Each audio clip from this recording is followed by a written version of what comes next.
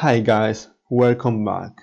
In this tutorial, we are going to learn how to use Repeat Grid from Adobe XD, and then we are also going to see how to make those models or cards responsive to the frame. Now, the first thing that we are going to do is to create a card. So use the rectangle tool and create the frame of our card.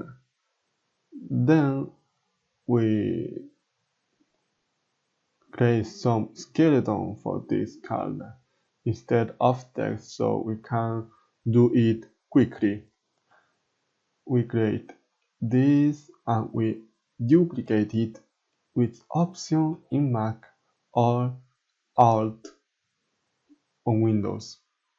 Now we are going also to use the ellipse tool and create the avatar placeholder. We center this in the card, and now we are going to create a component with this. So select R, the figure, and make component. Now as you can see on the right panel, we have the repeat grid button.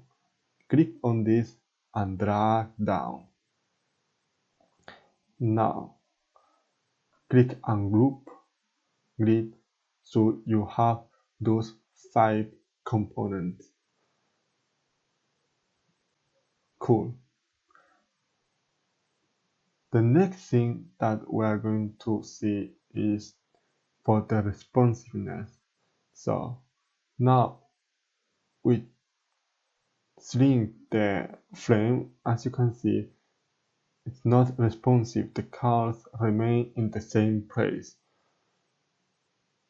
To make it responsive, we have to select all those 5 components and then go to the right panel and go to the section Manual of responsive size.